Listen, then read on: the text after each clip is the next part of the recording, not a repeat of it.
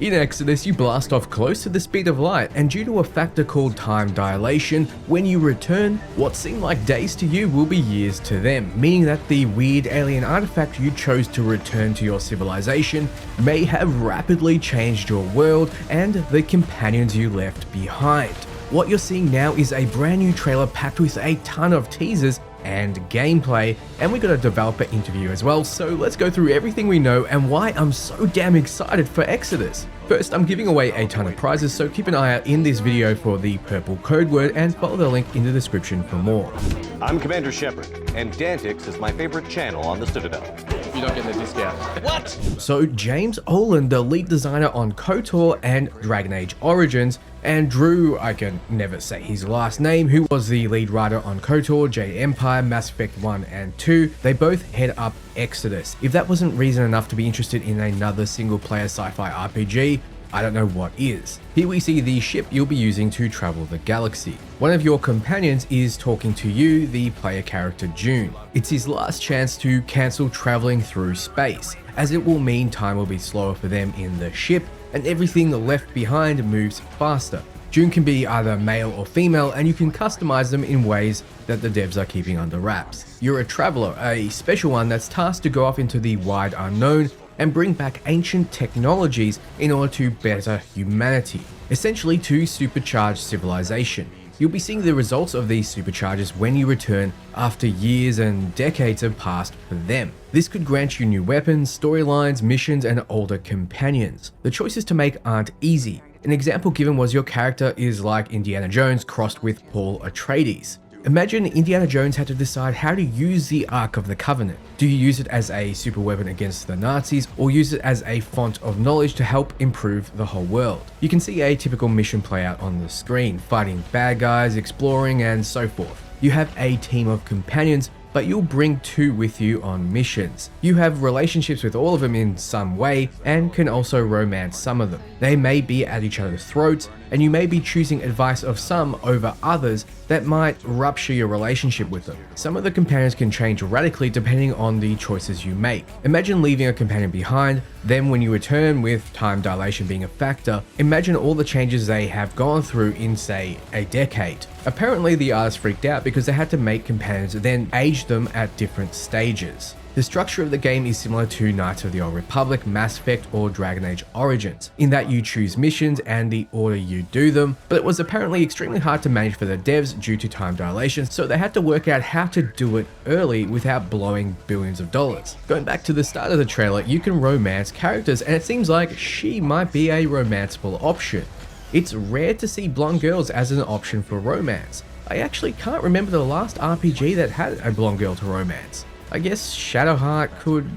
Nah, that's white. So some explosions, and you see it very much looks like Mass Effect, the third person over the shoulder camera and all. The exploration though has that Andromeda feel, which is fine because that was one aspect of the game that was done well. Seemingly none of the devs here have worked on Andromeda though, if you're wondering. Here we see the player character June's gauntlet. It wouldn't be a sci-fi RPG without you being special in some way. There's an element in the universe called Livestone. Created by the Celestials, it's a hybrid of materials and live vegetation that can be controlled. There are a select group of humans that can control Livestone, and the player character just so happens to be one. There are some cool things you can do with Livestone for both exploration, aka swinging around as you saw, and combat, which you'll see now. In this case, freezing enemies in a Han Solo-like carbonite state before shattering them. There's a range of different weapons in the game, this being some kind of heavy ammo modification to the rifle you've seen on his back. It's clear this is the one we had before, only split open down the middle to fire something different. In terms of enemies, there'll be no traditional aliens. Instead, everything has human origins. Even the Celestials, the big bads, are humans that simply arrived in this galaxy hundreds of thousands of years before you and have evolved into something unrecognizable with far superior technology. There are mechanical enemies as you'd expect, as well as awakened animals. Animals that started off as things like pigs and frogs and bears, but have been uplifted to human levels of intelligence and sometimes modified. We'll see more of that soon, but some are your allies and some are even your companions, hell yeah. Here's another example of using the gauntlet and Livestone in combat. I imagine you're going to get power similar to biotics and tech combined from the Mass Effect series. We see against the robot we can use a Livestone to trap it, freeze it, then explode it with the rifle I mentioned before, but in this case what looks like a standard shot. Now the devs mentioned Indiana Jones, so expect a lot of exploration and artifact hunting, discovering the unknown. Now we see not only the rifles in their standard configuration, we see one of our companions, Elise Charot. Right now she seems like your regular sci-fi mercenary gang member Jack-like character. However, she, in combat, pilots a mech, most likely being the muscle of your group. Then if you watch the original trailer, you'll see Tom Vargas, the man most of us have quietly shed a tear with. He'll be a companion as well, and has a strong, buttery smooth voice. Now that we're all best of friends, let's make each other rich. Now we can see there will be a lot of location variety. In this scene we see Elise in her mech suit, and another companion with some kind of strange backpack. We'll see her face later, but she makes me think she'll be some kind of Overwatch style Mercy healer. Then we use a tool to smoothly cut through some rock, very cool. Then a cinematic shows that June has a way with celestial tech and Livestone. Finally, here it is. An enemy I really don't want to face, an awakened bear. It's obviously much larger than your typical brown bear or grizzly. It's also fully armored with some kind of tech, and it's much smarter and meaner. Though I feel pain watching it getting hurt, not sure if that's just me.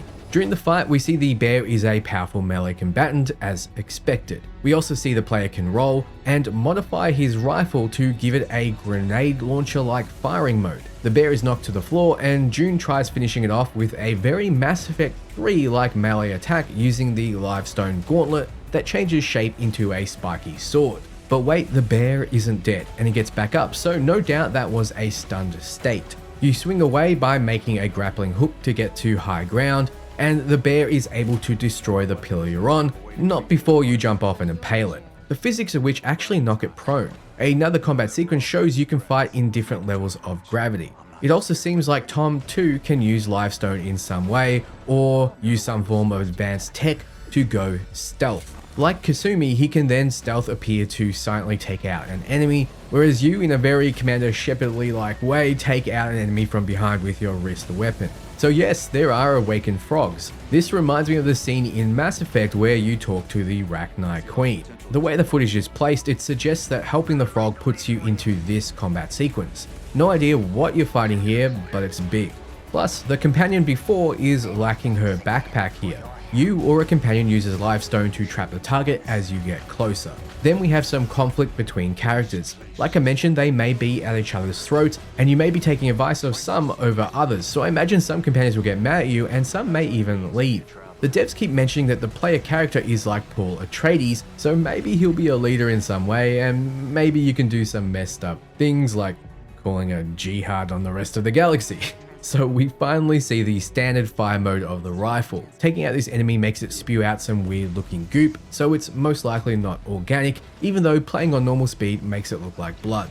Next we have some strange walking mortar, then a Warhammer looking walker shooting some beams, then slamming down on Elise, which I'm sure not many of you will want to do yourselves. A human protecting some kind of forbidden place pulls a gun on Mercy here, and we see her face. She's either older from time dilation or starts off like this. From the back you can see her weird backpack again. Maybe it's just for this mission, or maybe it's part of her kit. There's progression for your companions, but there's personal progression for you, in which you can make choices in terms of your skill set and abilities, and there's also progression with your gauntlet and the Livestone. You also get to unlock different technologies according to how you use the remnants you bring back. So that's everything new. What do you think? More or less pumped for this game? I have to be honest, this game has given me hope for the future. I absolutely cannot wait for more information. It turns out Peter Hamilton wrote an 1,000-page novel on this game already and is working on a sequel. It might be something to check out. Don't forget to enter my competition, and if you want to keep updated on everything Exodus, you're in the right place. Ciao friends.